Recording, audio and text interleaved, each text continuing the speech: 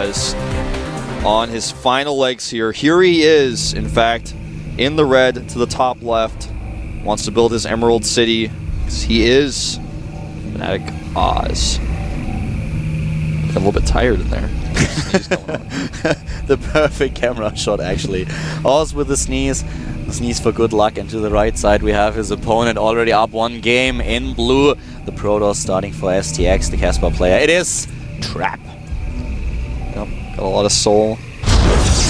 Taking out Oz in game number 1 with just great decision making.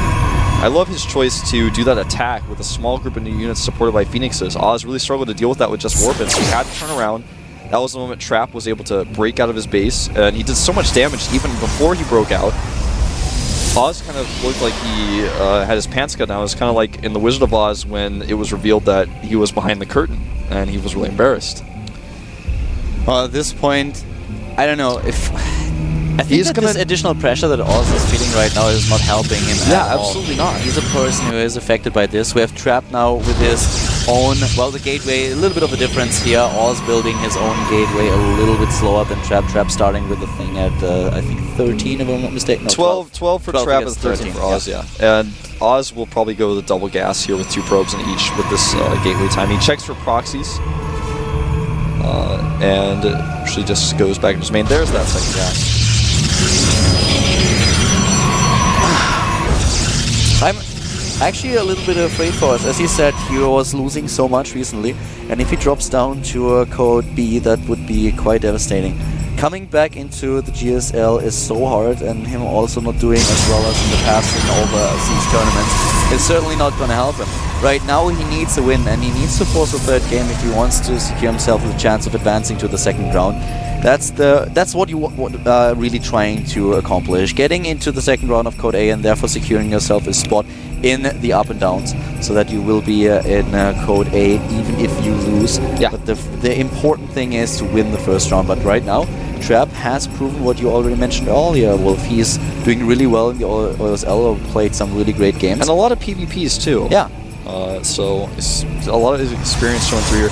We have a probe to the top, and we have no second gas and a ton of clone energy. I'm thinking we might see the Wicked Proxy of the North coming out for Trap, man. He might make a Warp Prism up there, and there it is, man. Wicked Proxy of the North. Oz is going to have to deal with this somehow. He doesn't have any idea what's going on. In fact, I don't think he's scouted at all. He has not. He didn't send out a single probe, and now Trap is about to complete his pylon to the top. He's currently chrono boosting also his warp gate research. And let's see, Trap is now in a position where he can definitely, there it is, proxy his robotics. He's going to do a warp prism 4 gate. Yep. And Oz is starting things with the Twilight Council once again, relying on the same strategy that he used in the last game. This can be held with the build that Oz is doing, but you have to spot it early. You have to know. If you do not know, I mean, people say knowing is half the battle, but in this situation, it's like all of the battle, man. The problem is, why would you scout up there? Yeah, the map is so huge, and we have so many positions where you could actually proxy. But he didn't scout at all. You know, he doesn't know there's no second gas. He has no idea about the tech. Right now, Trap is taking the watchtowers to try to spot for any probes that go to scout, but Oz actually has sneaked around the bottom. Yeah, he sneaks around the vision of the Xel'Naga watchtower and tries to get in order to see what exactly is going on. Kaldor Dark Shrine is going to be kind of a funny thing to have in this kind of situation, but I don't think he'll be able to use it the way he wants to because the attack's going to hit too soon. Warp Gate research is almost done. You know, even if he does, the problem is, first of all, he has to hold the pressure in his main base, and then we will see an observer right away for Trap as soon as he realizes what exactly is going on. So I'm not quite sure if Oz can win this battle. Just look at the timing here. The 3 gates are nearly done, whereas the Dark Shrine is not even halfway completed. So this is looking like Oz will find himself in a really dire situation as soon as the Warp Prism enters the main base. This is a very scary situation. We are watching possibly the death of one of the best cross players this week has ever seen. He sees the gates now. Will he be able to react in time? Forces above his ramp, but the Warp Prism is in phase mode. Here come the Zealots warping in. He's blocking his own units. The Dark Shrine is not done. The Warp in is ready. The force fields are strong. The probes are dying. Oz down to 32 supply. He has 19 probes against 23. The Dark Shrine is about to be completed, but we already have the first observer being chrono boosted for Trap. And here come the DTs. Actually, no, those are not Oz's units. He doesn't even have the money to make DTs. It is over. 18 supply against 43. The DT is being warped in. But the main problem is right now that Oz will not be able to save this. And we have a wall in at the front. There are 3 pylons right now. Oz is losing his units. And he's bugged out. The AI is bugged out because of the wall. He doesn't even realize it. The DT is not doing anything right now. This is the end of Oz. Yep. And it's kind of hard to watch, man, to be honest. But this is the end. He got a bit unlucky with the matchups he drew.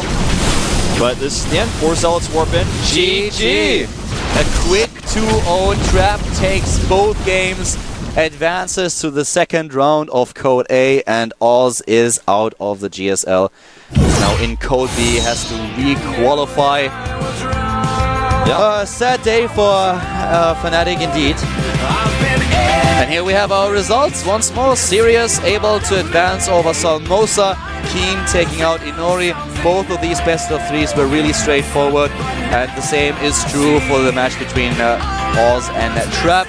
The only game where we had a 2-0-1 scenario was between Bogus and Yu-Gi-Oh! And here the Terran player for STX was able to advance as well. So both STX players today reached the second round of Code A. Really well done. Well, of course, let's take a look at the matches for later on. Make sure you tell your friends about these matches that are coming up. Here they are, starting off with STC against Boom Boom. Then Nest T, he may be out. He's up against Sparta, someone who has not been around too much recently, a former ZX player.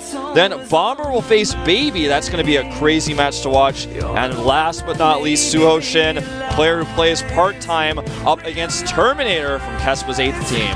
That's going to be probably the funniest game. The funniest best of 3 of the entire day. But yeah, this is going to happen in roughly 2.5 hours. Yeah. At 6:10 p.m. Green Standard Time. So in 2.5 hours we will be back with the second, batch of matches. So yeah, see you in a few, guys. At the GSL Code A round of 48. Bye bye.